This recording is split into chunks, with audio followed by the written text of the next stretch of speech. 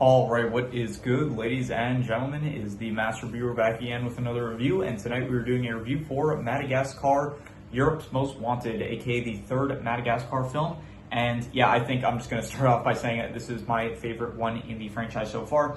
And yeah, so I'll give a bit of background actually, because I don't think I actually gave any background for like my history with the Madagascar franchise. I think it is one of the franchises that I watched the most as a kid, like especially in terms of DreamWorks. I definitely saw it more than I would say Kung Fu Panda and Shrek, and probably as well more than How to Train Your Dragon. I think this was my most rewatched DreamWorks franchise, I'm pretty sure. And I think that this specific film was, I think it was the one that I watched the most as a child, and I did like this film as a child, and on rewatch I can gladly say that it is still as good as I remember it being when I was a kid, if not even better. And so with that background out of the way, let us just begin, starting off with the plot. So the plot of this film is that, like the other two films, this one kind of picks up off after the last film. Well, not directly after. I mentioned this in my last review, where it's like none of them technically pick off immediately after the previous film ended. However, this film basically, in the last film, the penguins went on to Monte Carlo for like Skipper's honeymoon, I guess, for after getting married. And so yeah, they're in Monte Carlo, and so the gang, Alex and the rest of the animals, they're basically waiting for the penguins to get back, and they decide, you know what, let's just go back ourselves. Let's go just swim. Let's basically swim. I'm not actually sure. So here's the thing: they went from Madagascar to Africa, but I'm not actually sure where they ended up in Africa. That, like, I'm assuming it's going to be, say, they have to like be somewhere high up north in Africa for them to have been able to make it to Monte Carlo. We don't know how long it took them, but I'm assuming like otherwise, if they were like in Central Africa or something like that, they would have probably had to like, it would have been a long trek to get all the way to the north part of Africa. Anyway, so they end up swimming across I think it's the Mediterranean Sea, and so they end up making it to Monte Carlo, and then from there they end up planning this heist in order to get to the penguins, and then they basically, they're planning to like chew them out, but then they accidentally skip that step, and then they just end up apologizing. So anyway, skip ahead, they end up, there's this like great heist that goes on between the animals and then Captain, I forgot her first name, but Dubois. Basically, she is the antagonist of the film, where she is this animal control agent that her entire life goal is basically to capture the head of a lion, I'm pretty sure. So yeah, she has like this perfect record. She's never, no cases ever gone wrong for her before, and so she's like the best in the business when it comes to animal control. So yeah, she is the antagonist. So there's this great scene, like this great sequence. Honestly, from when they actually get to Monte Carlo all the way up until like the chase sequence, there's like this great, I don't even know how long it is, like I think at least 15 minutes, but it's just a like really, really good chase sequence. And so eventually all the animals, they manage to get away. So they're on a plane, they're planning to head back to New York on the plane after they manage to escape from Dubois. But just like the last film, the penguins, I guess, didn't build the plane that great, so all of a sudden just the plane stops working, and so they end up crashing. And so this is when the police are like, they go to investigate the crash, I'm assuming, and from there they are just like, obviously they're they're just animals. Like if the police are going to catch them, then it's just a bunch of wild animals, so the police will detain them and stuff. So they end up finding a circus train, and then they lie to the animals that are on the circus train, basically saying they're also circus animals, and so to help them out, like hide from the police and stuff. And so the circus animals let them on, and from there so this is where we get into like the main plot of the film, where Skipper and the rest of the penguins and the monkeys, they end up using they even state later on in the film they could have just used the money to like buy another plane, but instead they used the money that they got from their casino winnings in Monte Carlo in order to purchase a circus. And then from there the film becomes basically the main, I don't know how to refer to them. I don't know, it's the first thing that comes to mind was like JoJo Part 5, where it's like I would just call like the main cast of characters, I just said Bucciarati's crew. I don't know what to call them. Like I don't want to say Alex, Marty, Gloria, and Melman each time, including the penguins and the monkeys. I don't know what to refer to the actual like group of characters in the film. But anyway, the animals, they end up they buy the circus, and then their plan is basically they go to Rome, they have to go to London, and then in London there's supposed to be this American contractor that could offer them a tour in America, and then so that's ultimately their goal, to run a successful circus in order to get a contract to America. So they first go to Rome, they decide like, okay, we're not going to get in the way of the circus animals, we'll let them do their thing, and then they see that these circus animals are pretty bad, and so Alex eventually, he ends up speaking with Stefano. He is a sea lion, and he ends up finding out about the circus's history, where basically they used to be this like really successful circus, but then the main kind of inspiration for the circus, Vitaly, he is a tiger. He ends up like his whole thing is that he jumps through hoops, and so he kept on making them smaller and smaller. But then he would kind of lubricate himself with oil, like olive oil, I'm pretty sure, which is flammable. So eventually he got like very, not cocky, but like he was very confident in himself, and so he lit this really small hoop on fire, and so he got burned from it, and so from that he is like basically traumatized from trying to perform again, and so from that like he lost his passion, and so the rest of the circus also lost their passion, I guess, for circusry, whatever the word is, and so from there, yeah, that is why the circus is as crappy as they are now, and so Alex, he comes up with this plan of like, okay, we're gonna like reignite the passion of the animals in the circus, and we're gonna do like a whole new circus Americana. That's what they're calling it. So, yeah, so there's like a sequence of like all the animals kind of training. Stefano, he wants to shoot himself out of cannon. Marty also discovers that he also wants to do that. He finds it like fun, like flying in the air and stuff, being shot out of a cannon, and so that is what they're doing.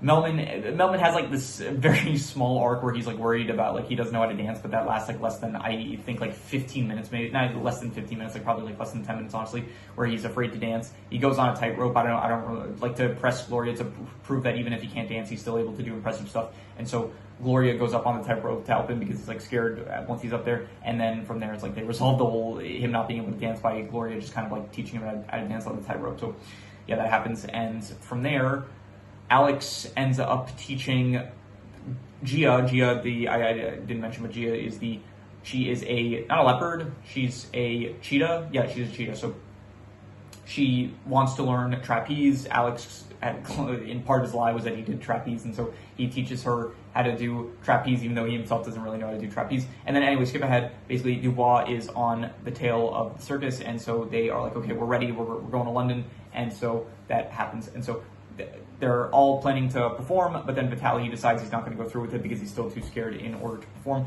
And so Alex gives him like a bit of inspiration, and Vitaly's like, yeah, sure, you know what, if I go down in flames, so be it. And Alex ends up giving him conditioner, which is not flammable, and so that allows him to actually go through the hoop. And then we get, like, honestly, I think I'm going to say it now, this is probably my favorite scene in the whole movie. The whole London performance is that, honestly, it's probably one of my favorite scenes in, like, cinema history, to be honest. It is just such a good, first of all, they play Fireworks by Katy Perry. I myself am a Katy Perry fan. I don't know about her newer stuff, to be honest. I've heard a lot of people, like, say that the newer albums of hers are not great. I haven't really listened to them, but I'm a big fan of her old work, E.T., Fireworks, Hot and Cold, honestly, just the mainstream stuff. I'm very much just a person that enjoys like mainstream music, to be honest. Like if it hit the chart, then I'll probably enjoy it. But yeah, anyway, so fantastic. Like the music, the sequence itself of like all the flashing visuals and stuff, like the performances of the animals, it just is such honestly, it lasts like too short. Like honestly, I think it lasts about the length of the actual song Fireworks, and I was like disappointed. I was like, what? I thought this would be longer. So I think it only lasts like 2 or 3 minutes, but it is like honestly the best scene of the whole film,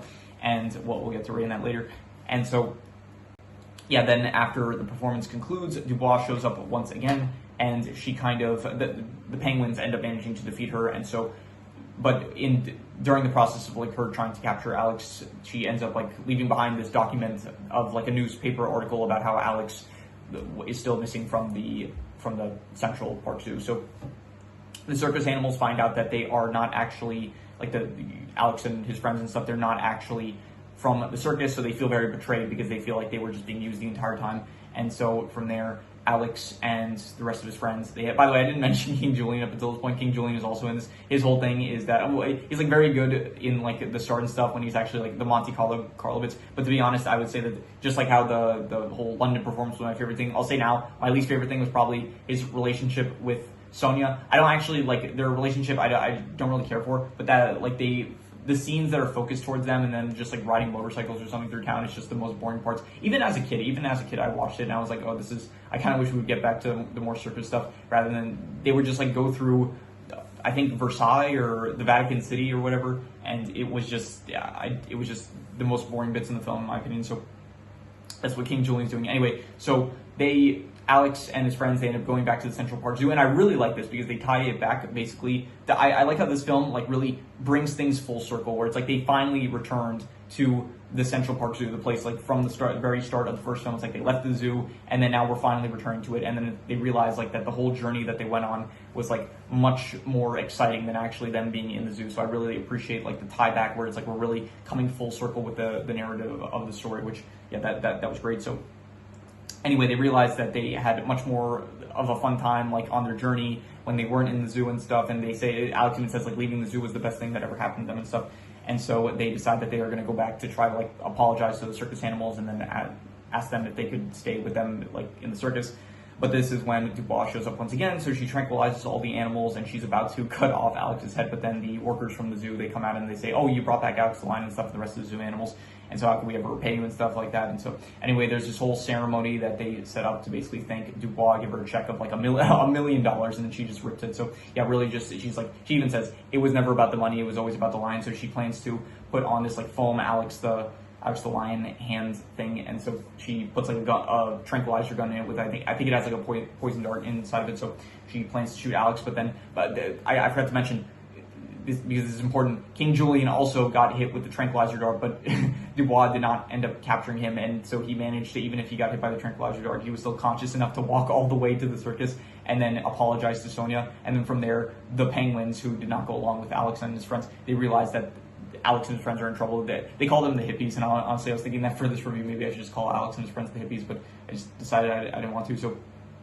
yeah, so they realize that Alex and his friends are in trouble, and so the rest of the circus animals are like, okay, circus, stick together, and it's like they're still like they're friends and stuff, even if it's like they did lie to us. It's like we're not gonna let them get hurt and stuff. So they end up going to save them, and then this leads into the final act of the film, where basically all of the circus animals, they are helping the rest of like Alex and his friends to escape from the zoo, while Dubois and her team of police officer, animal control workers as well, they are trying to stop them. And so final confrontation happens. Eventually everyone kind of makes it back to the circus, the flying circus stage basically. Stefano, however, he's still on the ground. Dubois is going after him, and so Alex, he mentioned earlier that one of the very first lies that he ended up telling the circus animals was that he used jetpacks and he would give balloons to the children of the world, and he jumped into a pool of aquatic cobras, but then he would turn at the last second or something like that. And so he actually performs the lie that he told, and he ends up throwing Dubois in the cage that he was in, and she ends up getting tranquilized. And so Stefano saves, everyone is back on the stage, the circus stage. And so this is where the film pretty much concludes, where they basically say the circus animals are like, oh, so you want to join the circus? And then they're like, yeah, this is a great life, adventure, romance, danger, all that good stuff. So they end up, that's where the final thing is basically just a dance sequence of the Afro circus song that plays throughout the film, and a shot of the train, going in the distance, and that is when the film ends. So, I'm pretty sure there's supposed to be a fourth film coming out at some point, so I will be very excited to see that. In terms of the plot, I'm going to give this one not a 5 out of 10, but a 4 out of 10. I would say that this was a good plot. Not one of my favorites, I would say, but I am going to give a solid 4 out of 10. I thought that it was a good plot of just I think that it's really well structured, where it's the Alex and his friends, they're going to Monte Carlo first to deal with the penguins, and then from there they end up, because animal control is on them, it's they end up having to hide in the circus, and it all flows well, I would say. And then from the circus, it's they come up with I do think it's a bit stupid, but they do acknowledge that they could have used the money in order to buy a plane. So, but in the moment, I guess you're not really thinking you come up with justifications of okay, they could buy the parts for a plane, but it would take longer, and so it's just faster to, once they find out the information about how the circus is going to go to America, if it's offered a contract, then it's okay, it would be easier to at that point just do that. So anyway, that's nitpicky stuff that I don't really want to get into. So and so the circus stuff I like, and all the tiebacks to, honestly, I'm thinking maybe I should give it a 5, but a 5 is I don't know, I'm gonna give it a 4. I'm gonna be harsh, and I'm gonna give it a 4 to 5. I would say the plot. In terms of the characters, I really like I'll say this.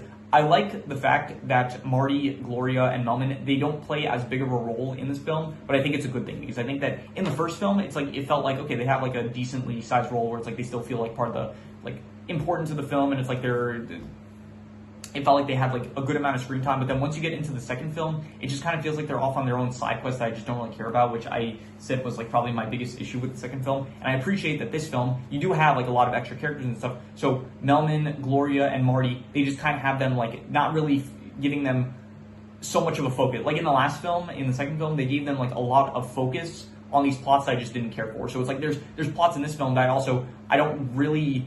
It's not even that they really have like plots. Really, it's just like they kind of discover what they want to do, like in the circus, like what their passion is kind of in the circus. But I'm glad that they don't focus as much time as it felt like they did in the last film, I would say. So that was good. In terms of the actual here, Alex, I think he's good, honestly, but he does feel a bit overshadowed just because this like film has probably the biggest cast of characters that there has been up until this point in the franchise. And I don't think it's a bad thing. I think that a lot of the new characters are good. I think that the penguins are still funny. The monkeys are still funny. I would say King Julian still got a lot of great bits, I would say. And yeah, all the circus animals, I think Gio's great. I think Vitaly's great. I think Stefano's great. I think that even like the dogs and stuff, the horses and the elephants, they get a bit less screen time. Sonia, I don't really care for once again. But yeah, overall, I would say that the characters, I would give probably I'd go like, I think an 8 out of 10, I would say. Great characters, I would say.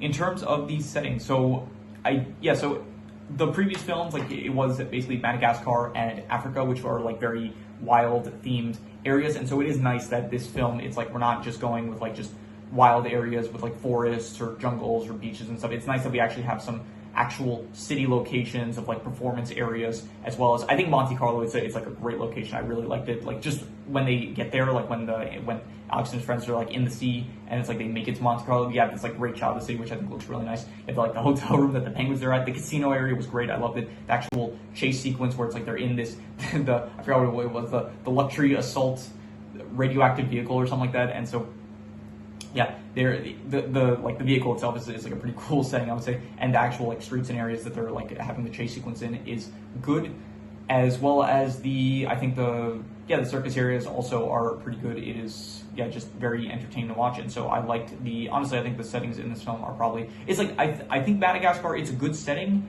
as well as Africa, but it's like it's good for like the initial 15 minutes, but then it feels very repetitive throughout the rest of the film. It's a at the start, it's like, okay, this is cool, but then it's like afterwards, like there's nothing that they really do with it. Whereas in this film, it's like the settings change constantly, which I do appreciate. So I will give the settings, I will go I'll go like a 7 out of 10, I'll say it was pretty good settings. In terms of the art style, this is like 2012, I'm pretty sure that this film came out. So I would have been, I think, like 5 years old when this came out. And I'm pretty sure I did see this film in theater, so I would have been like 5 to 6 years old, I think, around the time that this film came out. So yeah, that is interesting to think about. In terms of the art style, I would say that it looks about as good as like the second film, and yeah, so definitely like it's an improvement at this point from the first film, but it does still seem about on the level as the second film. Like it's not a great art style, but I will say I think that the visuals of this film do help with the art style, because this is like a much more flashy, eccentric film with the circus themes and all. So I do think that helps in terms of the art style. So I will give the art style. I was saying in the last video how I think maybe I should start grouping in animation. So now I'm also like on the spot, I'm thinking maybe I should also start grouping in, maybe I should just replace art style with like visuals, because I feel like that would be a bit more vague, and it would be like, it would include art style, it would include animation, it would include like how the film just looks in general. So I think maybe I might start doing that, because it might just be a bit easier with things. But if I do, then I might just do that for the next review. For now, I'm just going to stick with art style. I will give the art style probably I'll go a 6.5. I'll say it was a good art style, but I do think that I think the visuals were better than the art style itself, and the animation. Honestly, the animation didn't feel like as goofier. Like I feel like the animation was like kind of a bit more comedic in like the first film, a bit less in the second film, and by this film it doesn't feel as like comedic in terms of like the animation as much as like the first film did. So, but even so, I'll give like we're gonna say art style 6.5. Maybe in the next ranking, I'll decide like to. Not ranking, sorry, in the next review I might decide to switch out art style for visuals, but for now we're just going to call it a 6.5 for the art style. In terms of the comedy, I think that this film had a lot of good jokes. I think that King Julian was good, the penguins, even like, yeah, Alex, Marty, the rest of the animals and stuff. I think the circus animals had some good jokes here and there, some good lines, and overall I would give the comedy, like there were definitely a lot of moments that I was laughing out loud. I would say I would give it probably I would say like a 6.5 to a 7, and I'm going to be harsh because there's nothing too memorable. Like I do remember that there were moments where I was laughing, but nothing like really comes to mind at the moment. It's not like Shrek where it's like I can very clearly remember like good iconic bits from the films, but I do remember, or like even Angry Birds to an extent, but I do think that the film had like a lot of good funny moments that it's just that they're not as easy to remember as like they're as some other films maybe. So in terms of the worst thing, once again, I'm just gonna give the worst thing to like the Julian and Sonia bits. They just were not as interesting as like any of the other bit. Even I would say to an extent also the Gloria and Mel. Here's the thing, I don't really care for the Gloria and Melman like plot, and even like the Marty and Stefano one is fine, but like the Gloria and Melman one I don't really care for. But again, like they cut it down to basically only be like a quick 10-minute side plot, so it doesn't take up a lot of time, which I do appreciate. So I also want to mention this because I might forget to mention this later on. I also think that these films have the benefit of not being like an hour 48 minutes long, or like it's in terms of animated films, like they're pretty short. I'm pretty sure like each film is around an hour and 20 minutes, so that might also help with just like the fact that the films feel pretty quick. And just shorter films usually have the, like, if a film is going to be bad, then at the very least it's short, and if a film is good, then like you want more of it once it's done. So whereas when a film is like longer, it's like, okay, if it's bad, it causes it to suffer, and if it's good, then it's like it feels like a good amount of time, I guess. So it's like you're taking less of a risk if you make the film shorter, I guess. So, but anyway, I would say that the worst thing was probably the relationship between Julian and Sonia. Not even the relationship, honestly, just like the bits of it. I just didn't really care for those as much.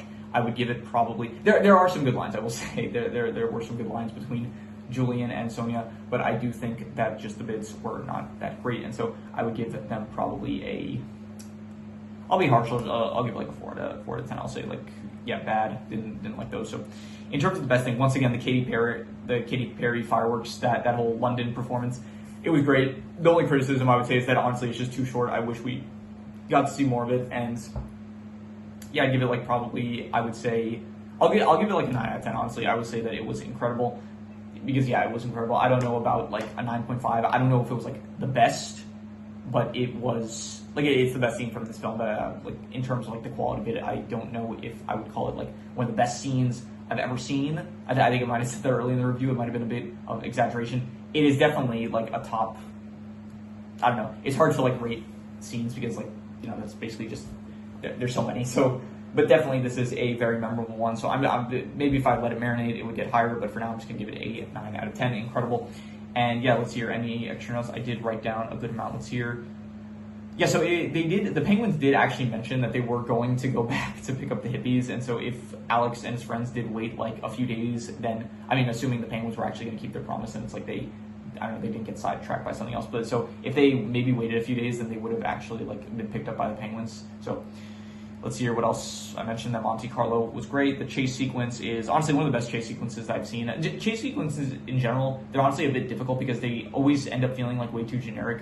But I think that this one definitely felt pretty unique, I would say. So I did like the chase sequence in, like, specifically when I'm saying this in reference to the one in Monte Carlo where they're running away from Dubois. So I did like the parallel between Alex and Vitaly, where Alex is basically helping out Vitaly with his fear, saying like, don't lock yourself away, don't like push your friends away or something like that. I honestly, I forgot the specifics, but it was basically Alex trying to help Vitaly deal with his fear, and it shows like, I guess, character growth, because from Alex at the very start of the franchise, where it's like in the very first film, it's like he was dealing with fear himself, and so I do think that it's a nice like show. It shows nice character growth, I'll say, for Alex. So let's see here. Yeah, I mentioned I also like that it ties back, like this film ties back to like the very first film with like the whole them returning to the Central Park Zoo and stuff. So yeah, everything else I already mentioned at this point. So I'm going to do the calculations. So King Crimson. All right, so it ends up coming out to exactly a 7 out of 10, which would be pretty good. But honestly, I give it a lot higher than that. I would give it probably, I'm going to say like an 8.5. I'm going to say that this film was amazing, a lot better on, I think it was better on rewatch, honestly. Like, I remember I liked it as a kid, but I like really just enjoyed watching it on rewatch, I would say. So I'm going to give it an 8.5. I would say amazing. Honestly, if I let it marinate, it could maybe even go up to a 9. I'm going to hold off on giving it a 9. I'm just going to give it an 8.5. I would say that, yeah, this film was amazing, and we are going to leave it at that. So yeah, that is pretty much all there is to it. So if you have any recommendations, any shows, movies, video game stories, anime, manga, web series, anything that you want me to review, leave it in the comments and I will maybe possibly check it out. With that said, that is pretty much all there is to it. So let's leave it at that.